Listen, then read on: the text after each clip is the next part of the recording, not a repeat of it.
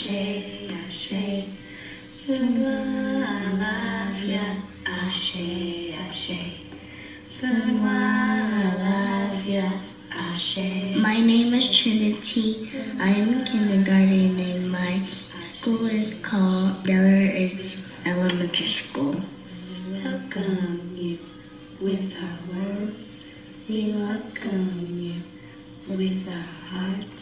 First thing that our students do is they greet their parents or whoever is there to listen to their learning. And we say do like a high five, handshake, or a hug. The second thing we do is our welcome song.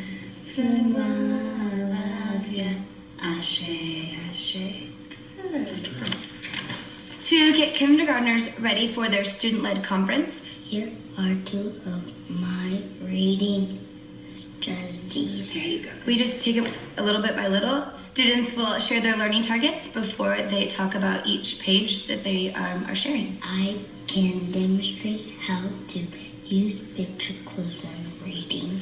It's a dragonfly, How do you know that's a dragonfly? because a dragonfly has these things. I can stretch outwards to hear all the sounds. Egg, g, egg, egg. To do a student conference, you can be in first grade, second grade, or third grade, or fourth grade, or fifth grade, or you can be in kindergarten. I can find the sum of two numbers. We put it dots to make it equal the 7. Since I taught you, may you do one. Whatever kind of grade you're in, Are you any two numbers? 10 plus 10. You have to practice and learn how to do your conferences before you do it, and your teacher can help you. 1, 2, 3, 4, 5, 6. We practice for our conferences in our classrooms. We do a fishbowl. I showed the students what it would look like and what it will sound like. And then a student will do a fishbowl, and student will share their learning and do their portfolio for the class. 20. That's all right? Okay. Cool. Thank you. Final draft of a mark. These are the things to make the monolith. Focus, eyes, symmetry. One side is like the other side, and the wings, the body parts, antennas, and legs. What I like about it is the colors because it looks beautiful. And to fix this, I need to show symmetry because I think this wing is smaller than that one. The last thing they will talk about is their science. So we've done scientific drawings and their learning and how they got to that final draft. They are in insect expert groups, My insect expert group is Ladybug. and they will share their scientific drawings and their learning so far. Head, thorax, and abdomen. This is kind of squiggly, but we're gonna do another one. The steeps has 3 types of ladybugs. They are red and orange and yellow. Yellow. So that was our first draft, right? So what would you like to work on for your next draft? Finger spaces. Okay, that's a great question. You will practice and practice to get really better. Thank you for coming to the Zoom conference. Do you have any questions? And then you can tell about what do you do to get better and better, and you can tell them all about it.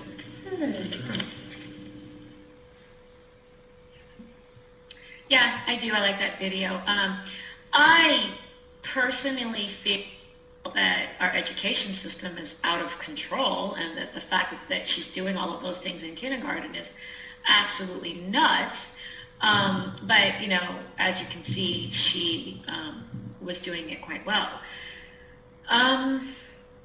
I love this kind of concept, the student-led conference, because she is invested in her own learning. I love the fact that she's setting her own goals. She's doing her own critiques. You know, nobody's telling her it doesn't look right. She's saying, you know what, I need to fix this. It's not symmetrical. you know, and she's setting her own goals, which will make her invested in her own learning. So very, very powerful. All right, last two chapters. Chapter 12 is working with families and communities, and chapter 12 has our last assignment, like your last little group project that we'll be doing here in chat is in chapter 12. After studying this chapter, you will be able to explain 3 approaches that programs of early care and education might take to working with families.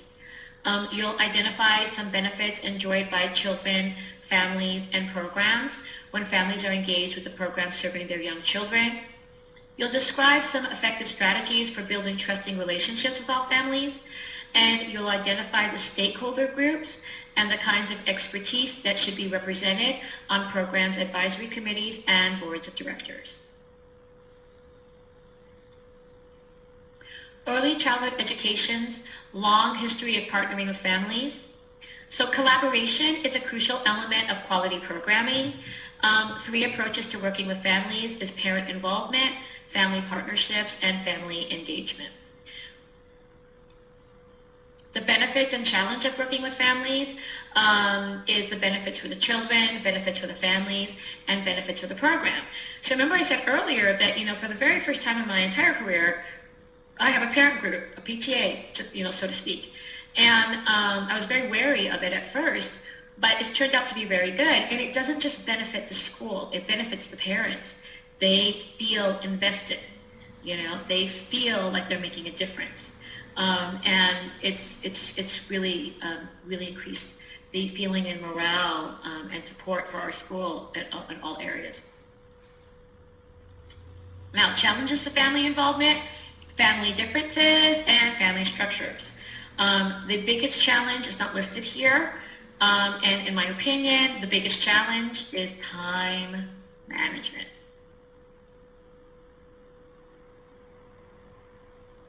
Okay, a lot of families want to help, want to be involved, and there's just no time.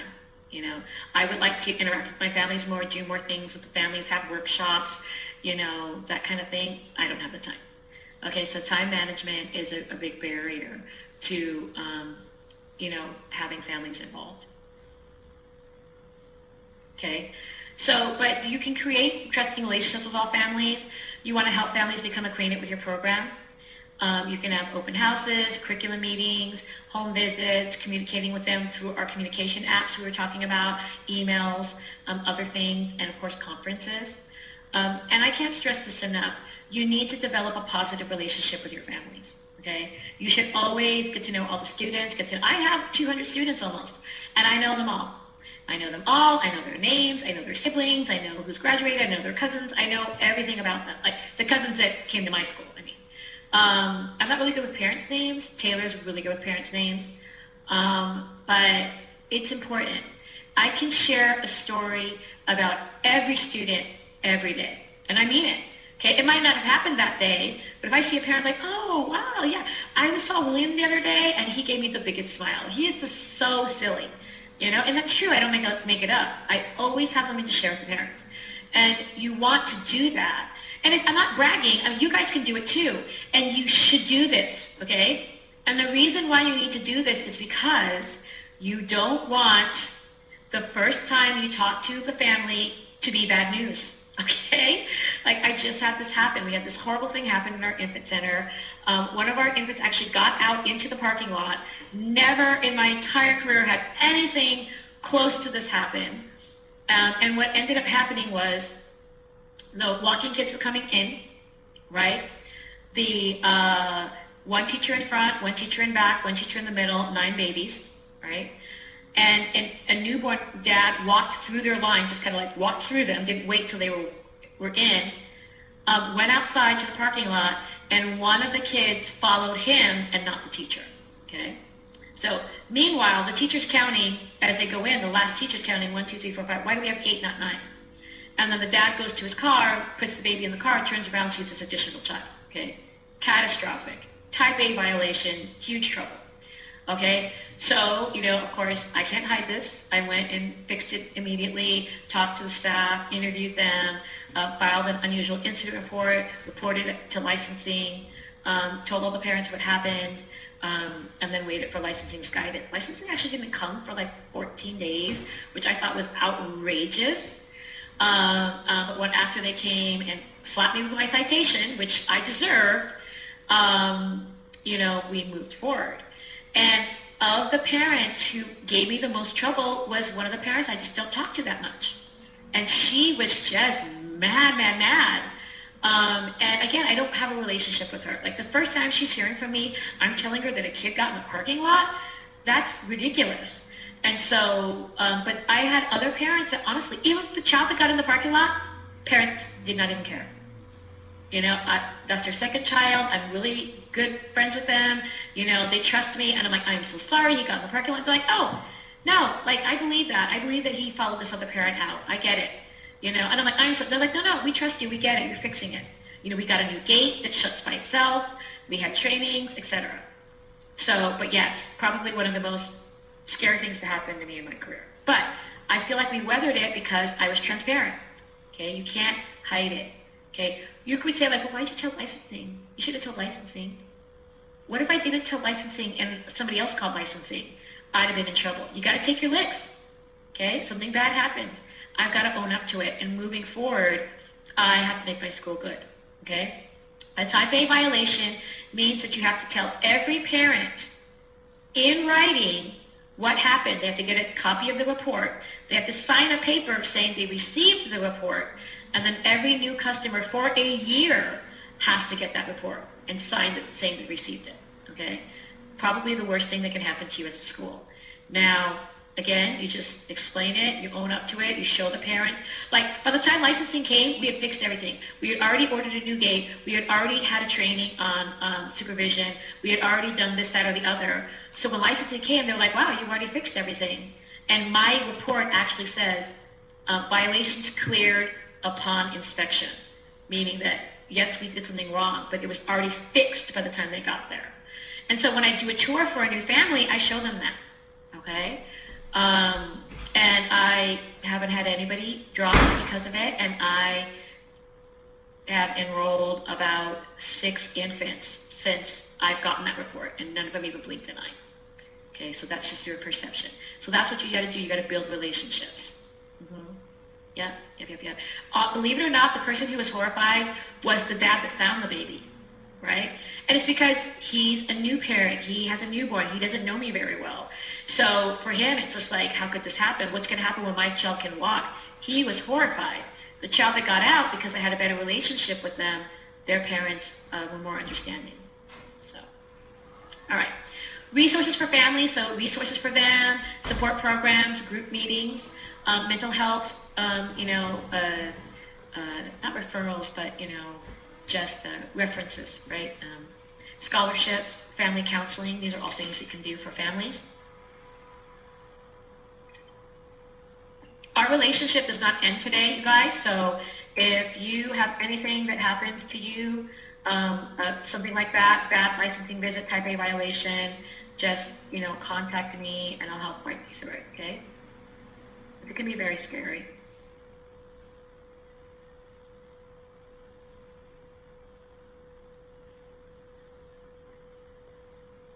Now, that happened in my infant center. I didn't put, you don't have to tell your preschool because it's the other license, and I didn't. It's why, get them all riled up for nothing. Usually my infant center stuff, I just goes to my infant center. My preschool stuff just goes to my preschool. All right, so this is actually the end of our chapter. Can you please put a screen up with all type A violations? Well, after we're done with these chapters, we're going to do Title 22, and that'll talk about some of that. But a type A violation is anything that directly relates to the health and safety of the children. Okay, no worries. Type A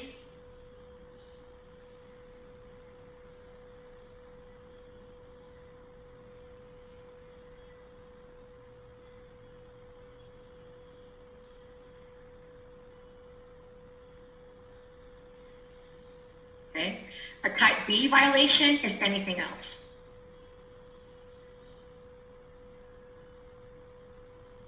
Usually I call that like paperwork violation. So let's say that somebody didn't have the right paperwork in their file, wasn't complete, or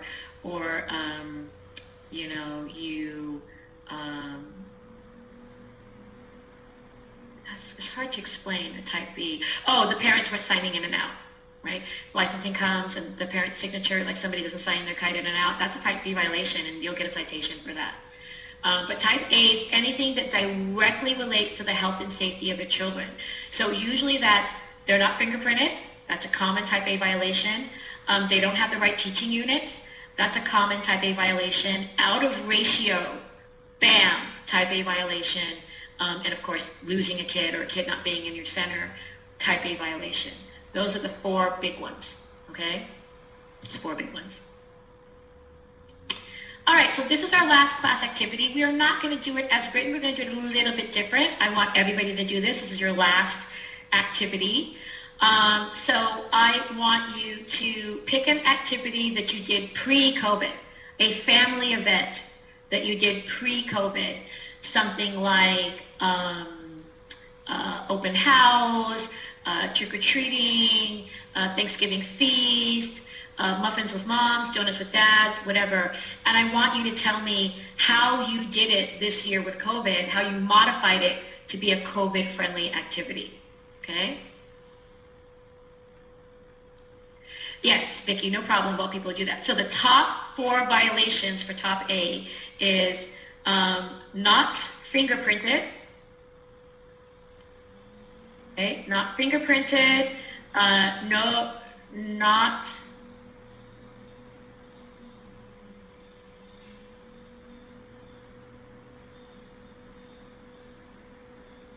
not fingerprinted, doesn't have teaching unit, lack of supervision, out of ratio is the big one, out of ratio, and yeah, those are the big ones. Okay, those are the big ones.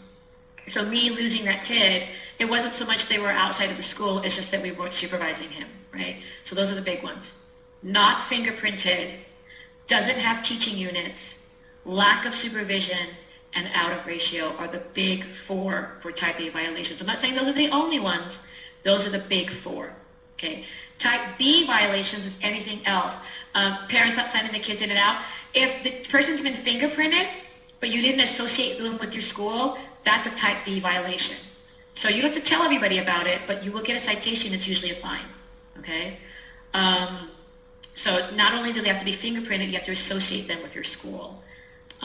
Believe it or not, somebody getting the wrong bottle, I thought that would be a type A violation, but it's not, it's a type B, lucky. Okay, I've actually had that happen twice, where somebody got the wrong breast milk. Probably, those are the horrifying things for me. The most horrifying phone calls I've had to make are, your child got somebody else's breast milk, your child wasn't in the school, I waited, I didn't call, I was a chicken. I waited till the parent came and I told them at the end of the day. It was at the end of the day that it happened anyway. COVID, my closing classrooms for COVID, those are pretty hard in the beginning. So, yeah, they're subjective to the licensing person. The ones I told you are not negotiable, okay? If you're at a ratio, they will not be lenient with that, okay? That's a very, very common, probably the most common type A violation is being out of ratio. Not having the teaching units and not being fingerprinted are also big ones. But lack of supervision is subjective. Like, for example, we had a parent complaint that their child, it was 2 little boys, and they were touching each other's penises, which I feel is normal and happens. But one of the moms freaked out about that when she found out. And we said, well, this is normal, curiosity. But she said, no, this is abuse, this is childhood, this is sexual abuse. And so I said, fine, if you feel it's sexual abuse, I'm a mandated reporter, I need to report it. Okay, so I did. And then licensing came out and investigated, because I did an unusual incident report. Anything that happens at your school that's out of the norm, you have to do an LIC 624. It's called an unusual incident report. Somebody gets injured really bad, like they need stitches or needs to go to the hospital. A COVID outbreak is an LIC 624, etc. And then licensing will come investigate. So I did that because the mom made an accusation that her child was sexually abused because another child touched him. And they came out and investigated, and we were fine, but we got an automatic lack of supervision citation because they're like, well, where's the teacher? And we're like, well, they were on the playground and they kind of went under the slide, but it doesn't matter. It doesn't matter. It was an automatic lack of supervision. The teacher did not know. She was not supervising them. She did not see it happen. Therefore, automatic type A violation. So that's kind of, again, interpretation. All right. And again, you can always email me. We can always chat in more detail about other things. Okay. Again, I've been doing this 16 years. I've had lots of citations. There's no shame in having a citation. There really isn't. You're going to get them. That's licensing's job. Licensing's job is to give you a citation. Your job is to nip it in the bud and move forward and make your school better moving forward. All right. So what do we got? Fun stuff. Family ice cream social, yum. Just now beginning to plan events again outdoors like this and do it with families, connect parents, have their parents connect with each other. That's great, okay? It is true. We have a vaccine rollout. Okay, I know we're hearing about Delta, we're hearing about breakthrough things, but you know, I still believe that outdoor events, carefully controlled, will be fine. I would do something, somebody told me at my last class, like they did that, but like every parent, like every family bought a blanket, right? And they just kind of put the blankets out, you know, 6 feet apart or whatever, and they all kind of sat and chatted with each other. They weren't like on top of each other, right? Again, Regina said meet the teacher was held outside on the playground. Again, I know, I wish I could do that too. We have 180 students enrolled for the new school year. That's automatically, 300 and something parents. So it's just too many. But, so we're just doing individual meetings. Selena's talking about Halloween Carnival, modified it to the children's dressing up and sending home Halloween activities. That's good. Lots of photographs, right? Jenna said, muffins with moms. Normally go into the classrooms, but this year you did it outside and socially distanced. I think that's really cute. You can even make it super cute, like everybody has like their own little cute little private table, or yeah, I would love that too. Kirsten, gingerbread house decorating, but didn't do it in 2020. For 2021, it might be an idea to send the kids home. Yeah, that would be great. And then what you do is you get a Facebook, right? If you don't already have a Facebook or whatever, and you create a Facebook, I'm bad at Facebook, but it's like a page or a community or whatever, an event, and everybody can just post pictures to it and everybody can see. Yeah, this is why I do this activity, right? Because Anya is being inspired by what you guys are saying. Yeah, muffins with moms, donuts with dads, parents night out. Book fair, again, outside. We are so blessed we live in California. A lot of our things can just be switched to outside. Shaniqua said that open house, they usually set up activities, but with COVID, they did a Zoom story time with the parents reading to the child's class. Oh, I love that. Katie says during Christmas, they would have our Christmas performance on a Saturday where each class would do holiday. For COVID, we still did the performance, but via Zoom. Nikki said Halloween parade in the business center. But last October, they just passed out candy to the kids in the classroom. So it's more like a party. It's kind of what we did last year. Most of it was just classroom parties, you know. Shanique was sharing they got a type A because they had 3 kids get hurt outside on our deck and had to get stitches on 3 different occasions. So they said the decks are not safe. Okay, so that's the interpretation, right? So anything that's health and safety. They might have gotten, somebody could have said lack of supervision, right? Because where with the teacher, how'd they get hurt so bad? But for them, it was more like they determined that the physical area wasn't safe enough. Yeah, thank you for sharing. Yeah, that's something that can happen too.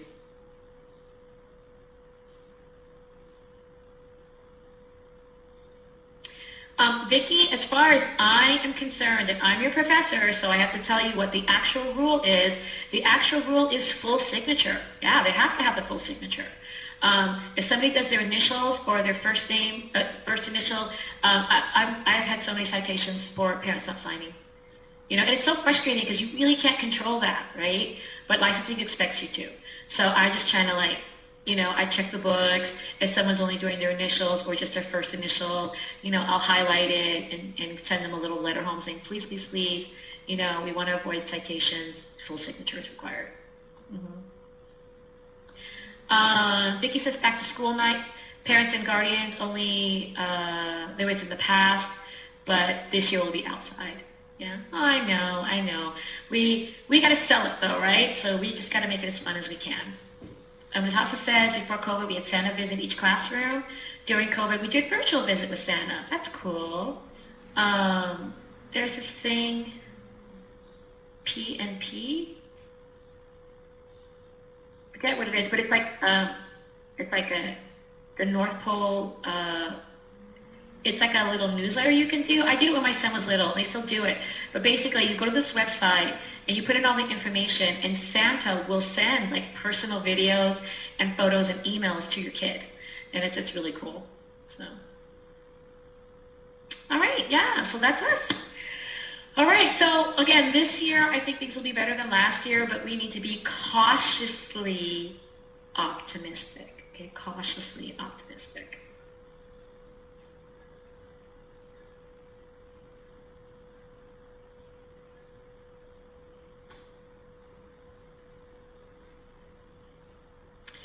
Okay, so our last chapter is chapter 13.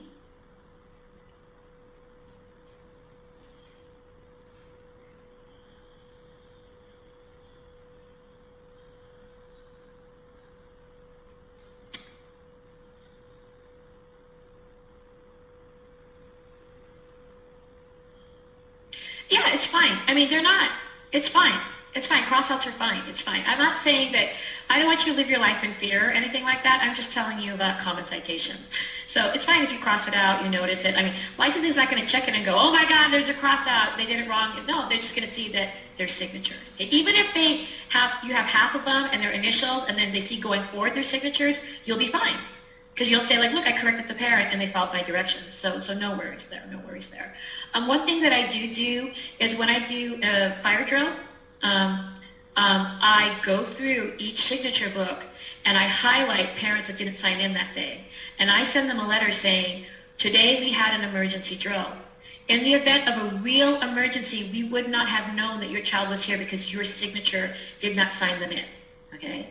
So, and that kind of like scares them, and it gets them to sign it, okay? Because you might say, well, the kid's right there, but what if they're not right there? What if you get separated in the commotion? What if the teacher gets knocked out? Like, that signature proves that kid is with you. And so that's why it's important. Yeah, so sometimes when you speak to them and explain to them why it's so important, it'll get them to do it. But I'm honest. I'm just like, listen, I don't want a citation. I'm not getting a citation because of you. Sign your name. Questions. You're right. Thank you. You guys are keeping me on track. All right.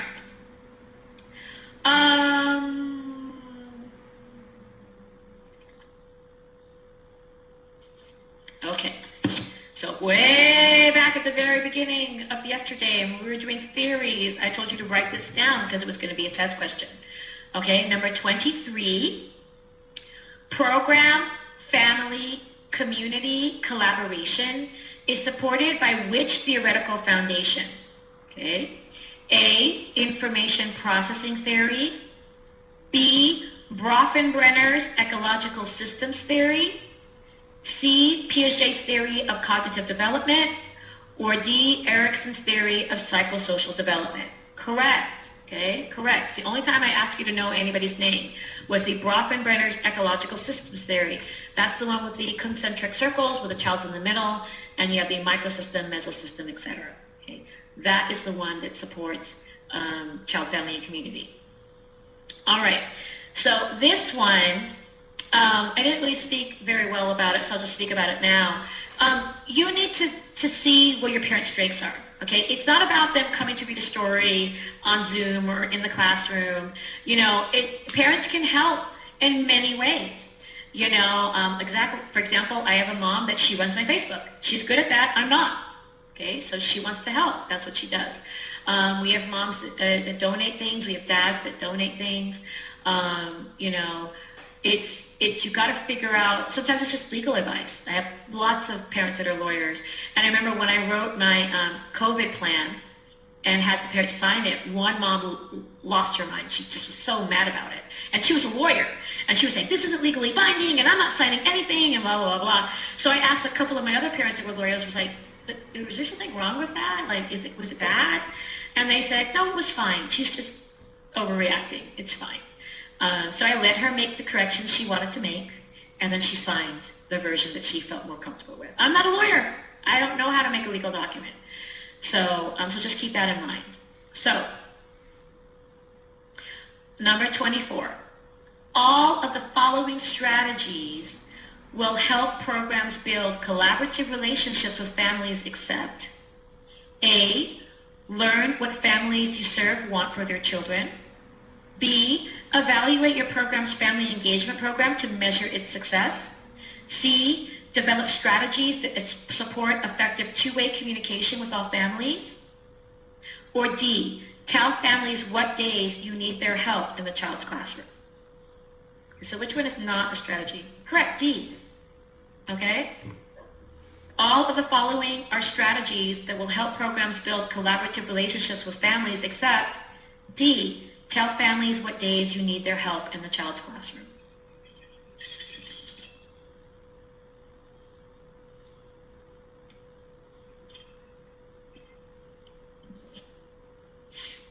All right.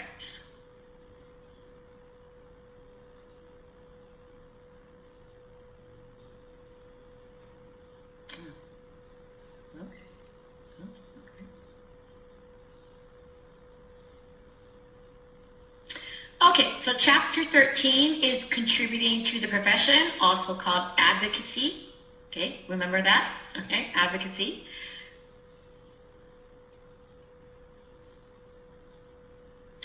After studying this chapter, you will be able to, 1, describe how the field of early childhood education has made progress achieving 2 of the 8 criteria of professional status, and that is not true. We meet all 8 criteria, and I will prove that to you.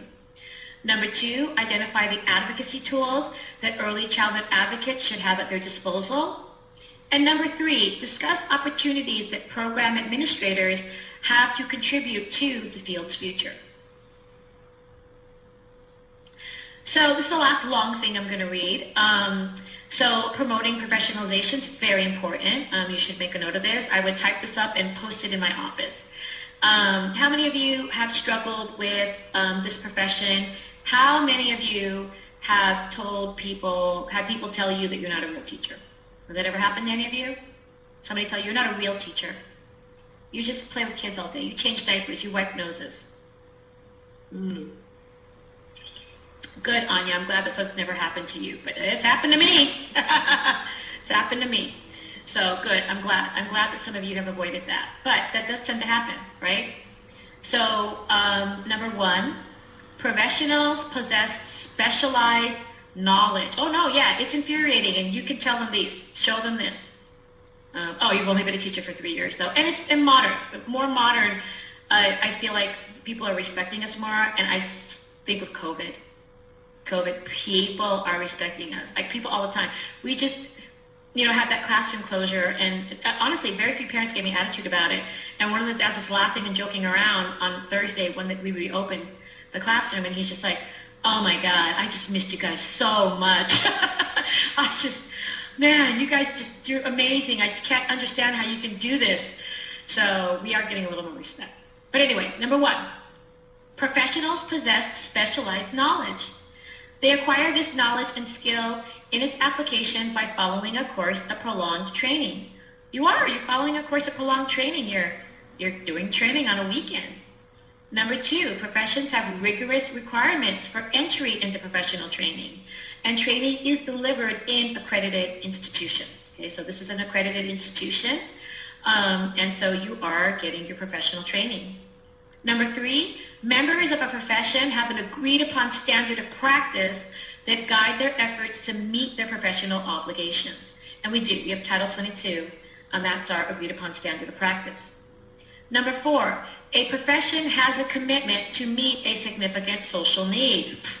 Well, again, that's us, right? With COVID, people are quickly learning that we are important. Nobody can go to work if we don't go to work, okay? Nobody, okay? So if brain surgeon, chief of police, firefighter, elementary school teacher, if nobody's watching their kids, they can't go to work, okay? You might even say, well, that brain surgeon doesn't have kids. What about his anesthesiologist?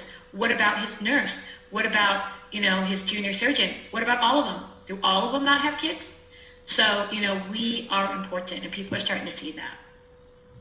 Number 5, professionals are altruistic and service-oriented rather than motivated by opportunities for personal gain. Their primary goal is to meet clients' needs, okay? So those of you who had a school closure due to COVID, like maybe last year when March to June or whatever, if your school closed, how many of you worked when your school was closed? How many of you did some type of work, even though you weren't getting paid?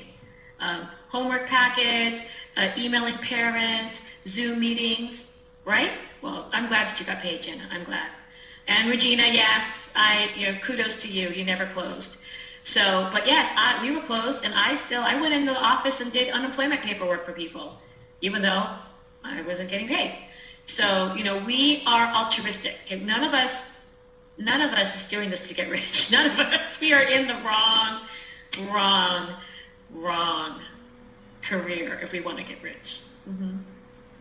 Yes. Oh, yeah. Distance learning is nuts. Number 6, professionals provide an indispensable service and are recognized as the only group in society that can perform its function. True. Again, nobody can do what we do. I know here in Riverside where I live, way back in the beginning of COVID, back last April 2020, and we were having problems with the nursing homes, right? And so many people were getting sick, and people that worked in the nursing homes weren't able to come to work because they had COVID or COVID symptoms. And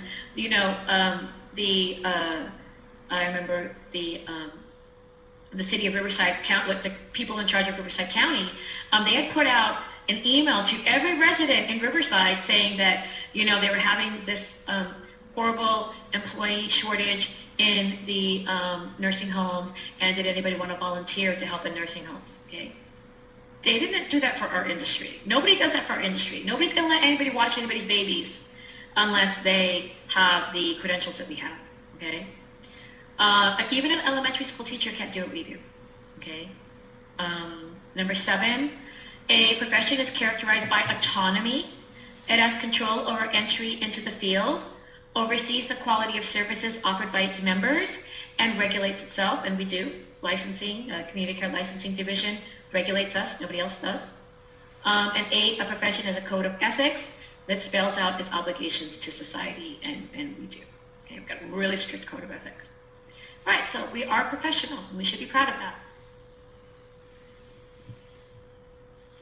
So advocacy, engaging in informed advocacy. Advocacy is individual or collective, and you also have public versus private sector advocacy. This is the last little video I'm going to show you. It's more of an animated slideshow. It's like 2 minutes long max. So if you're having trouble with it, just don't even worry about it. Just stay. Okay.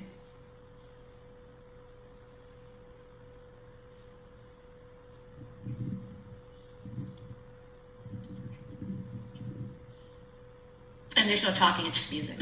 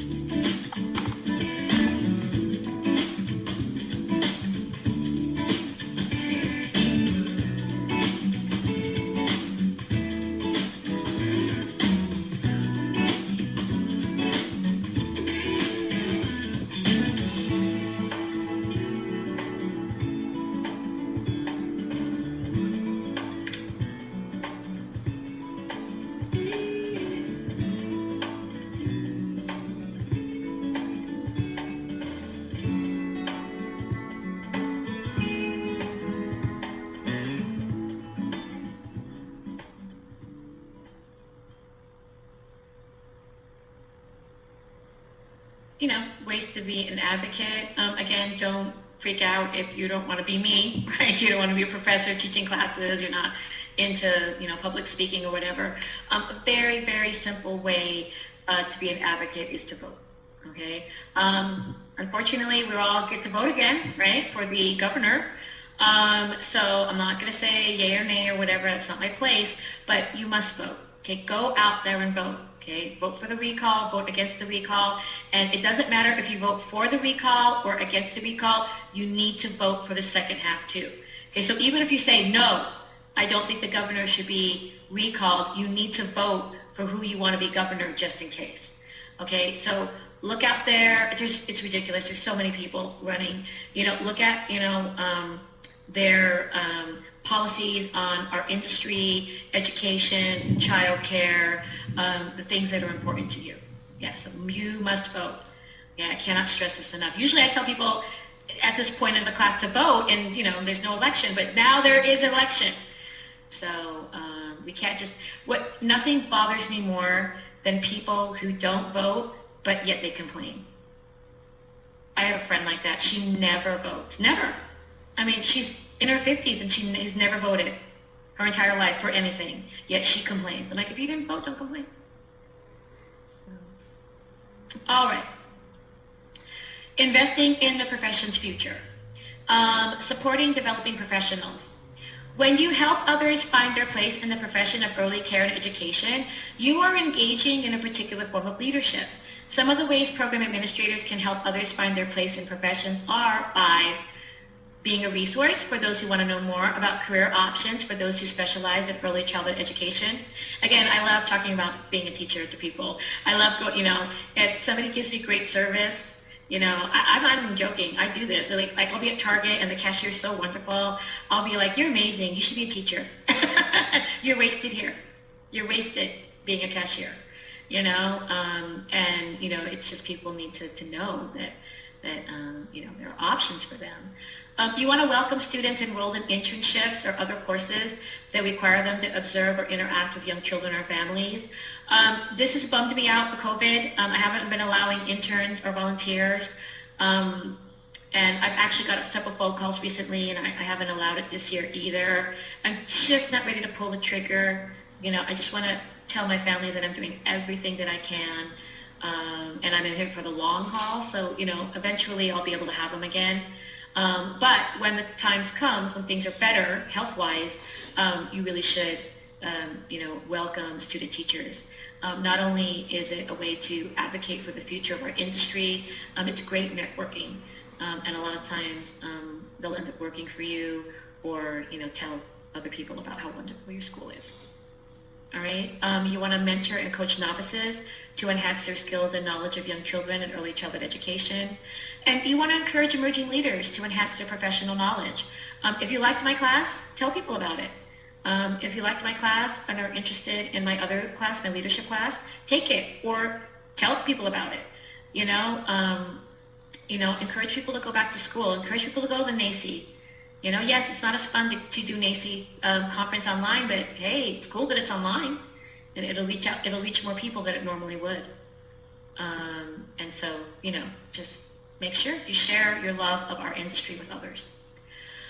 Okay, so that's that. I'm telling you, it's short. That's the end of the chapter. So we'll do the test questions, then we'll do Title 22. We have an hour. Okay, so we can conceivably get done a little bit early, all right? So what I'll probably want to do is I'll probably want to get done with Title 22 as fast as I can. That way, if people, have itchy fingers, they can leave a tiny bit early. And then for those of us who want to discuss other things, we can, linger, okay? Like if you want me to go, I will not go over the whole test again. I think that's very unfair to me. It's very exhausting. But if there's one or two questions you missed or need clarifications on, I'm happy to help you with that, okay? Or assignments that you have questions on. All right, so test questions.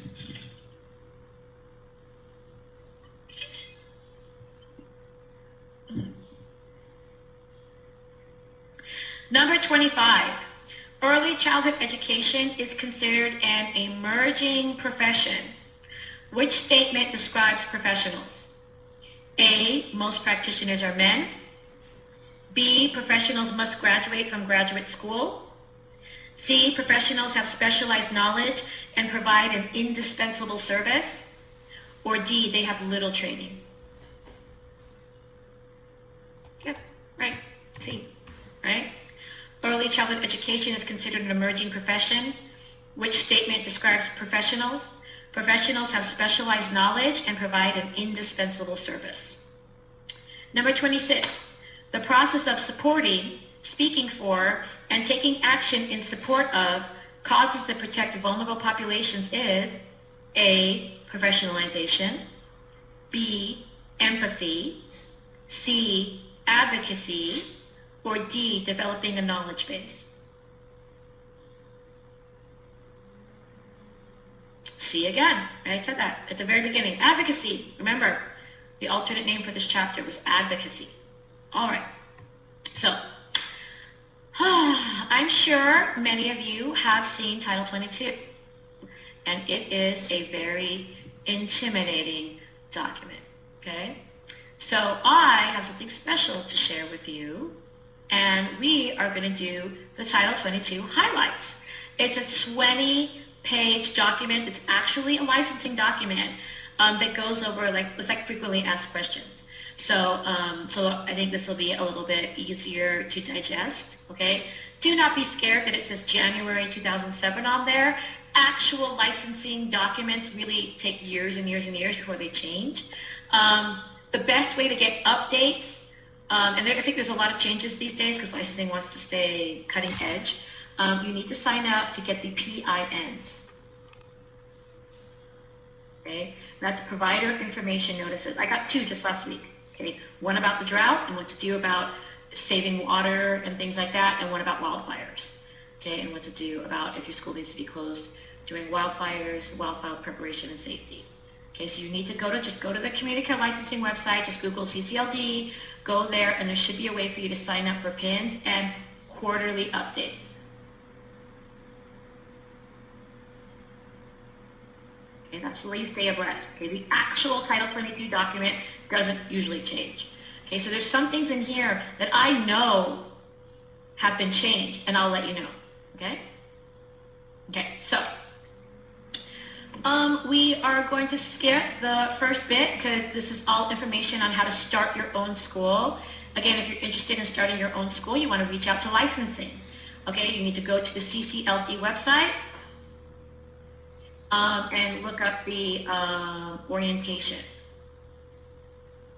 Okay, and that you need to take the orientation before you can open a school, and that will explain everything about how to open a new school.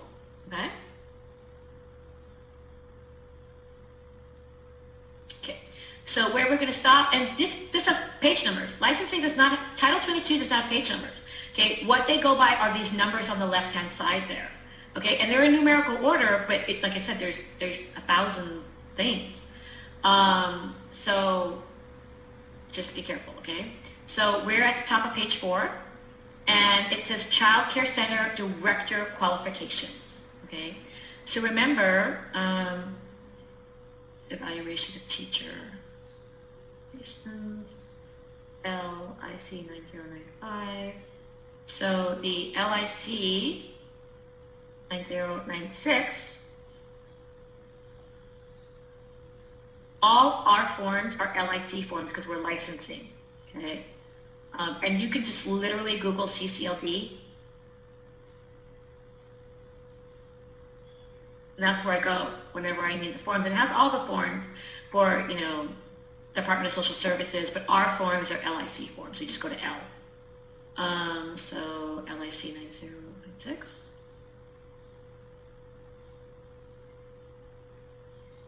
Is the evaluation of director qualifications.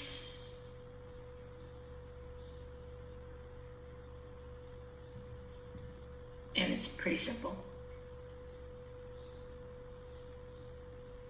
Literally the same thing a teacher has to have, only you have to have this class too.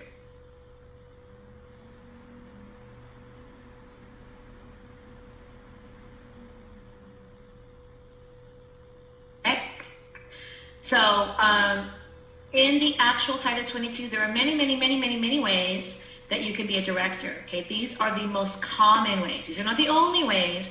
These are the most common ways. Okay, so high school graduation GED or 15 semester units. That's what this says right here. Okay, and it can't be any 15. It needs to be 12 units with 3 units being in child growth and development, 3 units being in child, family, and community, 3 units being in some type of program curriculum. The other 3 units could be in anything, and then you need to have 3 units in admin, okay? And 4 years of teaching experience at a licensed center, okay? People forget that part, okay? So for some of you who might have taken all your classes at Peoria, or somebody like Tex that's taking this class to support his school, technically you're not director qualified unless you've had 4 years of teaching experience. But again, I mean, I don't know. Personally, and I don't want to get you in trouble with licensing, but personally I feel like if you're just substituting or something, it shouldn't be that big of a deal. It's just that they're the director, because you can't have a school without a director. Like even if you sell a school or buy a school, you need to have a director, right? And that when our school was sold, I needed to redo all my director qualifications. I need to prove all that stuff. I needed to get a new physical, new everything, so that I could be the director associated with the new license. And so it was a really intense process. So obviously, I needed to have the 4 years of teaching experience. But again, I don't know. I don't know if you just kind of get grandfathered in and you don't have that. I don't know how licensing is going to know that you don't, unless they come by and are poking their noses in something. So, but that's the best practices. All right, you only need 2 years of teaching experience if you have an associate's degree with a major in child development. So that's nice. But remember, you still have to have the admin class. Now, I know we keep talking about 6 units in admin. Again, this is one of the rules that is not official yet, but a lot of analysts are enforcing it in preparation for it being official. Okay? The government doesn't do anything quickly. So just listen to your analysts. If they say you need 6, fine, enroll in an additional admin class. You can also have a child development site supervisor permit or child development program director permit issued by the California Convention on Teacher Credentialing, CCTC. Okay, that's the same commission that credentials all K through 12 teachers in California. So you might say, oh fine, I'll just get one of those. Well, it's not easier because you have to have all of these other things to get one of those. Okay, so these are the 3 most common ways to become a director. Now, here's where it gets a little fuzzy. The director shall also complete, and I'm right here where it says personnel requirements, the first bullet point. The director shall also complete 15 hours of health and safety training. I have never had an analyst to take anything less than an additional college class, nutrition, health, safety, for this requirement, which is weird. They should just make it one of the requirements is 3 additional units, but I've never had an analyst take anything other than that. I guess technically there are some trainings through the Red Cross that you can do to fulfill this, but when in doubt, just take the nutrition, health, safety course. At Peoria, it's LIC 600. I'm not trying to promote Peoria, it's just I work at Peoria, so I know their numbers. Okay, other colleges call these things different things. Okay, so you might say first aid CPR. No, first aid CPR is only 8 hours. Okay, so you need to have more than that. So just remember, you have to have that as well. Okay. Teacher qualifications, and let me see if I have a better copy of this.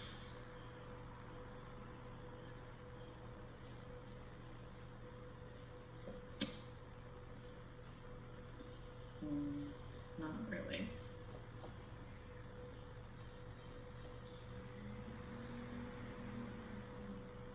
There we go. Teacher qualifications. So we talked about that already. Okay, teacher qualifications is the LIC 9095. Okay, everything that I have listed there except admin. Okay, so the teacher also needs to have 15 hours of health and safety training. Okay, so this is something people forget. So you generally need to take that additional nutrition, health, safety class in order to be a fully qualified teacher. So what I can do is I'll link it to your classroom. So when you go to the Aurubon student portal, I'll link it in there, okay? But I can't do that today because I don't have a copy of this document on my laptop. I have to wait till I go to C, okay? So I will remember to do that, Danica. I've already done it for all of my fall classes, so I will do that. If you don't see that, you can email me. This is awesome. I usually print this out. I print this out and give it to all my lead teachers and stuff like that, just so we can kind of have it at our fingertips.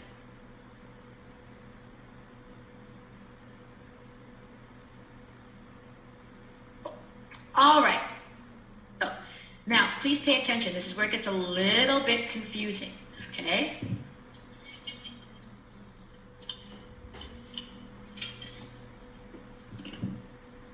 Fully qualified teacher has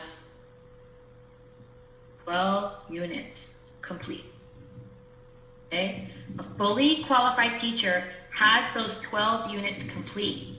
Okay? And how many?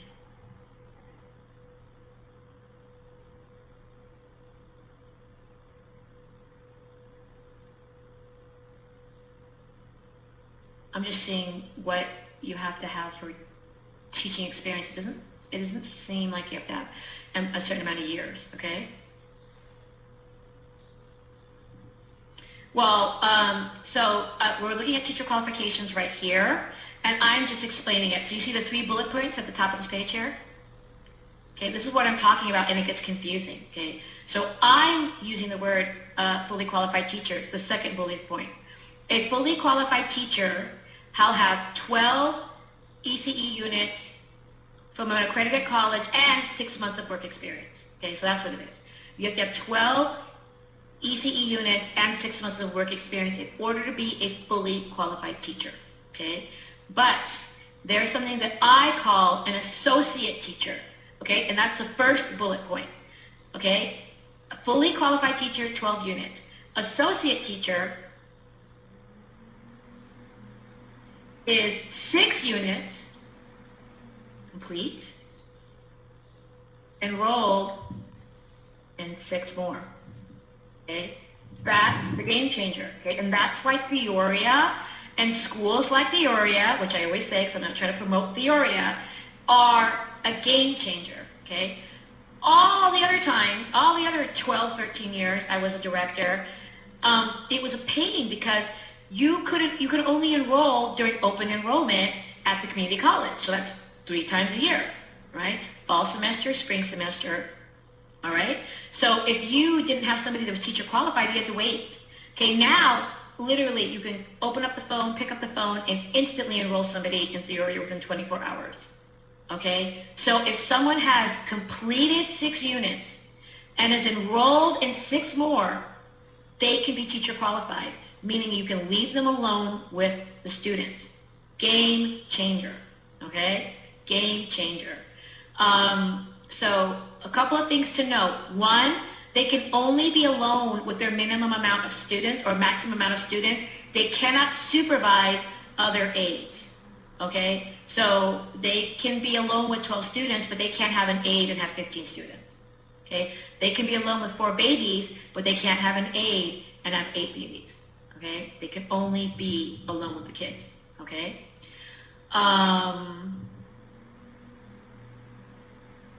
if a fully qualified teacher and an associate teacher are together, they can have 18 kids and not just 15.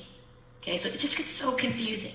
If you need like details because of something you're specifically doing at your school, email me and I'll go through your scenario with you. Okay, so fully qualified teacher has 12 units.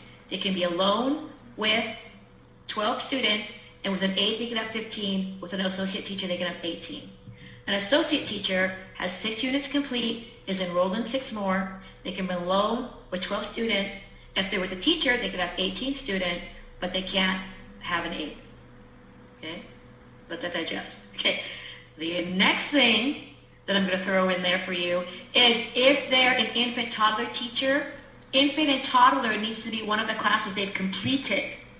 Okay, so if somebody has completed family, child, community, child growth and development, and they're enrolled in infant, toddler, and curriculum, okay, then they can be alone with preschool kids, but not infants and toddlers because they haven't finished that yet. Okay, lots and lots of extra stuff. What can an associate not do that a fully qualified can do? They can't supervise aides. Okay, an associate can't supervise aides. That's pretty much their only restriction. Okay, so other than that, they're pretty much a teacher, and so that can really get you out of a tight spot. Okay, with this staffing crisis we have. I just hired somebody that has 6 units, and I'm like, okay, you're halfway there. Okay, let's enroll you in 6 more, and boom, I can leave you alone with the kids. So yeah, it's really nice. Okay, teacher's aide qualifications. Teacher's aide doesn't have to have anything. Okay, teacher's aide just has to be 18 years old, and they've got to be 18. Okay, a high school graduate. All right. The only time you can hire somebody who's not 18 yet is if they finished an occupational program at high school. Okay, here it says currently participating, but I know that's one of the clarifications that's come down the line since 2007.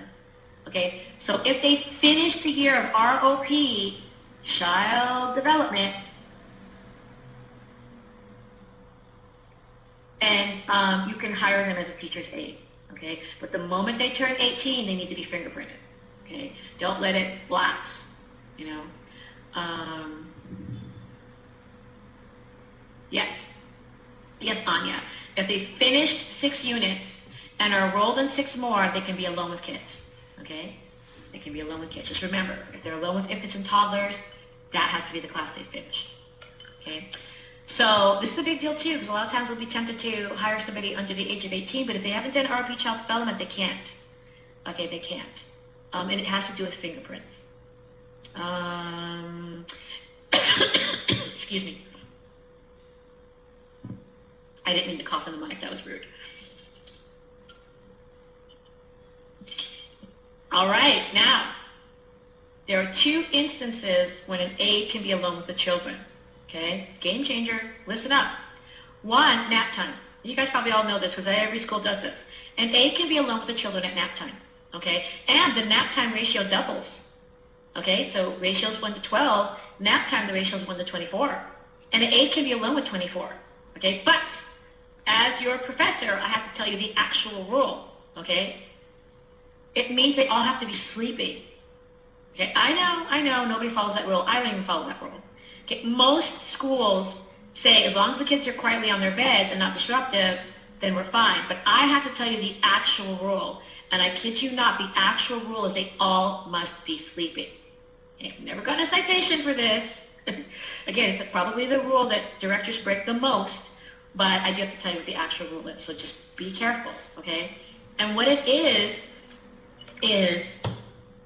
the aide can be alone with the sleeping kid, but if 1 kid wakes up, then technically they're out of ratio because there needs to be a teacher there, okay? Also, the aides can't be alone in the school. So you can't have all the aides with the napping kids. You can't go down the street to Sammy's Woodfire Grill Pizza and have a staff meeting, leaving all the aides alone. Somebody teacher qualified has to be there. This is true. The licensing will ask you, yeah, that's an aide. Is there a qualified teacher here? Well, obviously I'm here. I'm a qualified teacher. But they'll ask you. Okay, because the rule is if somebody wakes up, the teacher has to go back in there. Lunch break or no lunch break. Okay? And the ratio does change. Again, if the children are all asleep, then you can have 24 nappers with 1 person watching them. Okay? That's the only time an aide can be alone with the child, except, and it says right here, an aide may escort or assist children in going to the bathroom. And I didn't know that until I started teaching this class, and that was such a game changer for me. So that means if you're on the playground, an aide can actually go take a kid to the bathroom or change their clothes. And I actually asked my analyst, that include diaper changes? She said, yeah. So, an aide can go inside, take 1 child, only 1, and go away from the teacher supervision and change their diaper or help them in the bathroom, or help them change their clothes. So that is a really big help, all right?